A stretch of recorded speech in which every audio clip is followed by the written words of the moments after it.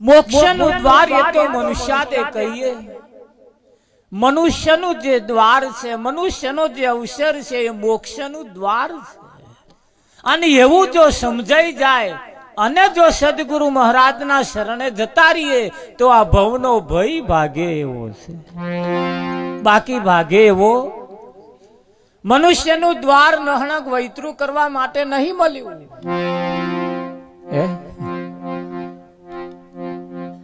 નહણક રૂપિયા કમાવા માટે નહીં મળ્યું. નહણક લોકોની કોણ કાઢવા હાતું નહીં મળ્યું. નહણક મારી તારી કરવા માટે નહીં મળ્યું. મોક્ષનું દ્વાર, મનુષ્યનું દ્વાર એ તો મોક્ષ મેળવવા માટે મળ્યું. તારી મહેનત ઉલટી ચાલે. પેલા કોણે જવા વાળા કે અમારા ઘરમાં જ મહારાજ બીજું કોઈ જાય જ નહીં, કે અમારે જ જવું પડે કે સ્પેશિયલ એમને કાઢવાની હું આપી.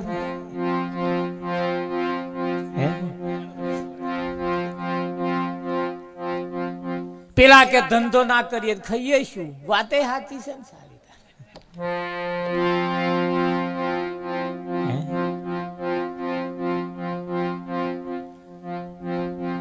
પેલા કે એક જણા એવું કે મારા ફૂફાડા ના મારીએ કે અમે વાળા આપણી ઉપર ચડી બે ફૂફાડો મારવો પડે કે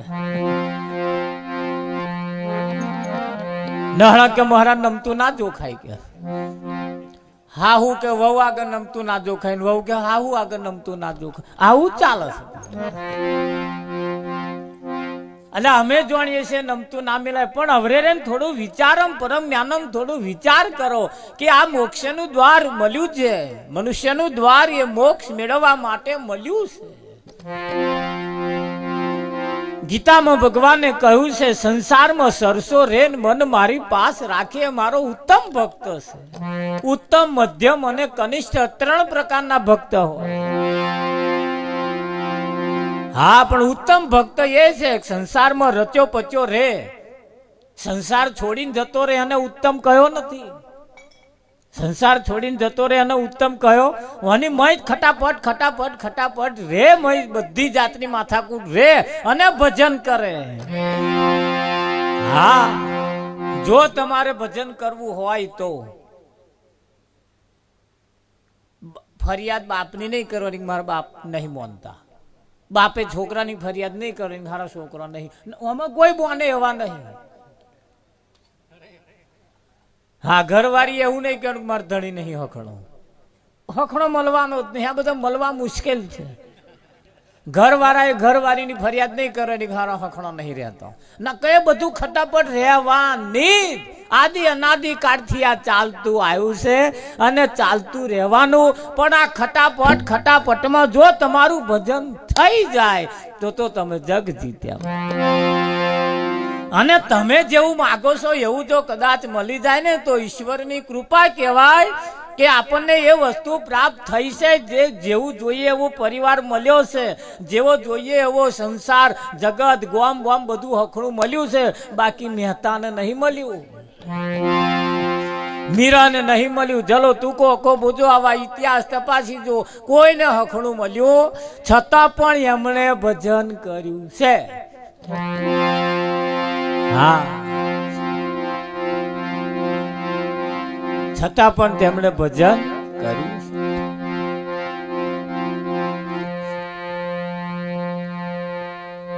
તુકારામની પત્ની એટલી બધી કડક, એટલી બધી કડક મહારાજ.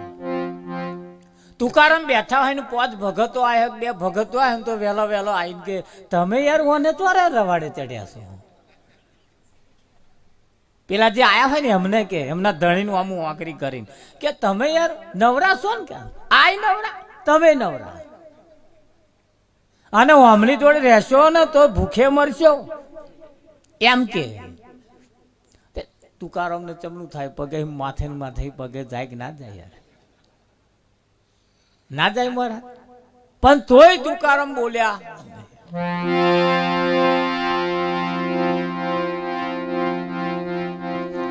તુકારામની પત્નીએ કહ્યું કઈક ધંધો કરો, કઈક ધંધો કરો. આ છોકરા પરણાવા જેવા રાગે પાડવા જેવા થયા. 2 છોકરીઓ હતી. તુકારામની પત્ની એક મરચાં કોથરો લઈ આવ્યો કે લો આ મરચા વેચવા જાવ. મરચાં કોથરો વેચવા ગયા ભાઈ. હવે તુકારામ તો તમે જાણો ને ભગત, તુકારામની વાત છોડો, પણ તમારી વાત કરવા છે. તમે કશું લઈને ત્યાં કરો, કોઈક ભગત મળે શું કરો?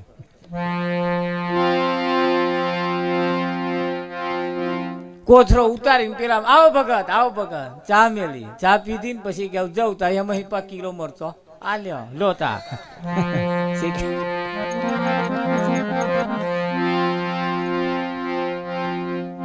જેટલાય મળ્યા કોથરો સાફ થઈ જતો લગીન જેટલાય મળ્યા જેન હોય લોતાર લોતાર લોતાર લોતા કોથરો ખાલી. કોથરો ખભે નાખીને આવતા હતા તુકારામ. વચ્ચે એક ભગત મળ્યા. ઓહો બાપુ પધારો. શેરડીન ખેતર હતું તેમાં એક 5 હોઠા કાપ્યા લ્યા. લોકો છોકરાને લઈને આલજો કે છોલીને કમ્પ્લીટ કરીને આલ્યા. આવતા હતા ને કોઈ ભગત મળ્યો કે જય ગુરુ મહારાજ કે લોતા શેરડીનો હોઠો ખાજો, છોકરાને આલજો.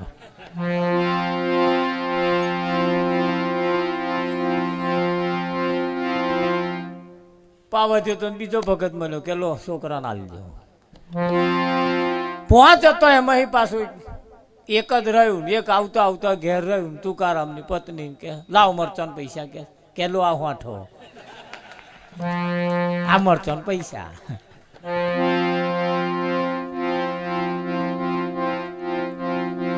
એક તો મરચાંનો કોથરો મહારાજ, પેલો ખભે નાખ્યો તો એ નહીં. એક તો મરચાંનો કોથરો ને પા હોઠો આલ્યો. શું થાય મહારાજ?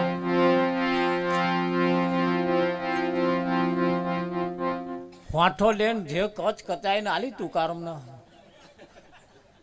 શેરડીના 2 હોઠા થઈ ગયા. તોય તુકારામ એમ કે છે વાહ વાહ, અને મને ખબર જ હતી કે તું મને મેલી નહીં ખાવું કે લે આ 1 કકડો તારો 1 કકડો મારો. હમણે ભજન કર્યા મહારાજ, હમણે ભજન.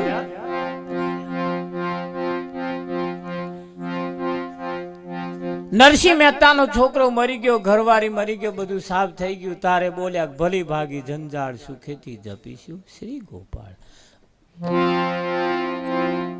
બધું અવસાન પામી ગયું મહારાજ. કંટાળો નતો ચડ્યો, શોખ તો થયો હતો પણ ભજન કરવાનું એટલે પેલો શબ્દ જ વપરાય નહીં. બહુ ખોટું થયું એવું તો વપરાય નહીં કે ભજન કરવાનું મારે.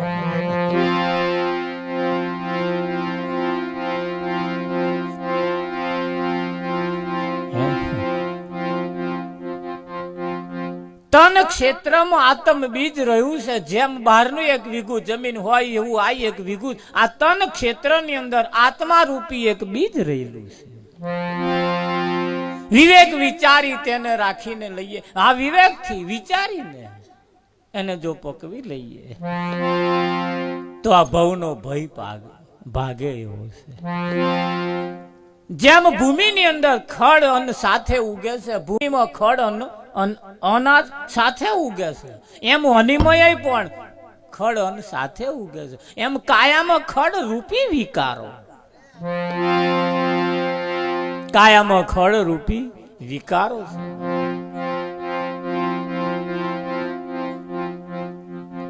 આ જોવું એક વિકાર છે. ઉઠવું બેહવું આવવું જો આ બધા વિકારો જ છે બધા. પલે પલે સેકન્ડે તમે જુઓ સારા વિચાર આવવા જ મુશ્કેલ છે. ના ના આવે જ નહીં. હવારથી હોજ લગી નોટ ને પેન લઈને બેહો, ખબર પડે તમને મને સારો વિચાર ક્યારે આવ્યો. હા પલે પલે જે વિચાર આવે લખતા રહો, જે વિચાર આવે એ લખ. 5-5 10 મિનિટ એનો ટોક કરતા રહો, ટીક કરતા રહો. ક્યારે કયા સમયે કયો વિચાર આવે ઠીક કર. એક પણ વિચાર એવો નહીં આવે મહારાજ. હારો તો મય આવશે જ નહીં, આખી નોટ ભરાઈ જશે પણ નહીં આવે. આવે નહીં આવે એ વાત.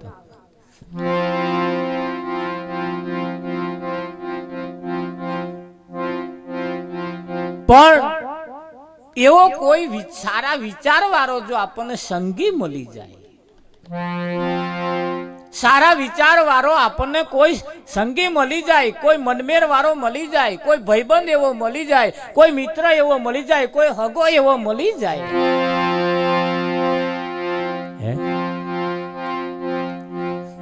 તો હારા વિચાર આવે, તો હારા વિચાર આવે. બાકી વિચાર આવવો મુશ્કેલ. આવા સમય આ દિવાળીના દાડે ધારો ભજનો હોતો હશે, રાખવા વાળા ગોંડા, આવવા વાળા ગોંડા મહારાજ.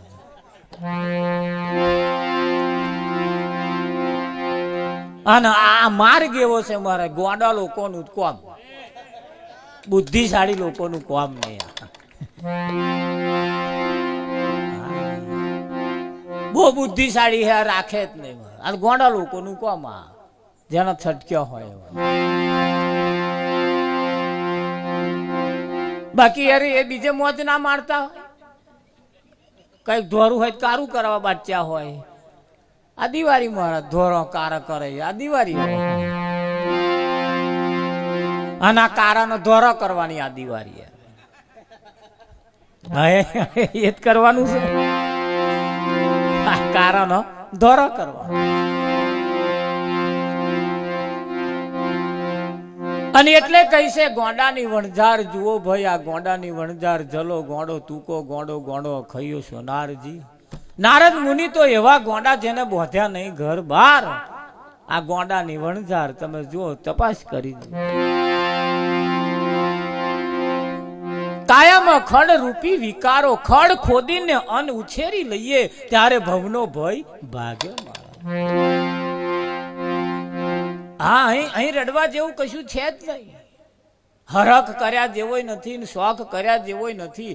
હા, વિકારોમાં પડ્યા હોય મહારાજ. ખડની જોડે અન્નની જોડે ખડ ઉગ્યું હોય મહારાજ, રોપડો કાઢવો પડે.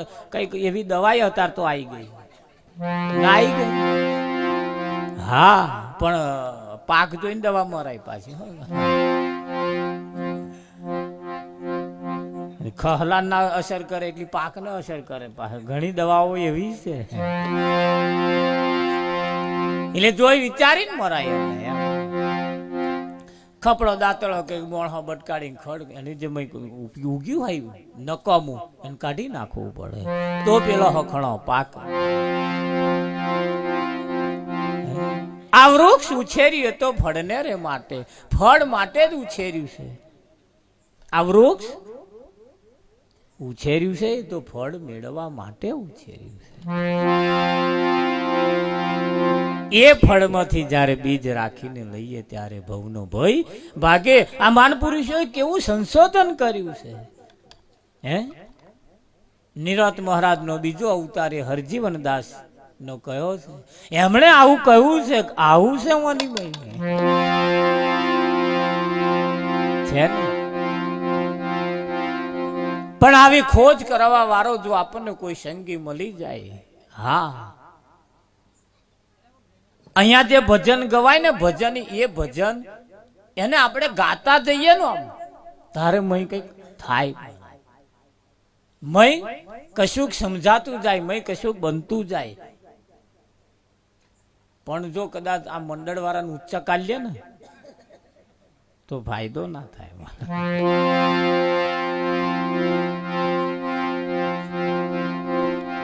ભજન બનાવ્યું છે, ભજનની જે રચનાઓ કરી છે, ગીતોની જે રચનાઓ કરી છે, બધું જે રચનાઓ કરી છે એની પાછળનું કારણ છે. કઈક જગ્યા એવી હોય છે તો થોડું ગાવું પડતું હોય છે, કઈક જગ્યા એવું હોય છે તો ગાવાનું બંધ કરીને થોડું બોલવું પડતું હોય છે. અને બધું હરખું જો હોય તો જ આમાં મેર આવે એવો છે. ખરું હરજી અમેથી સાર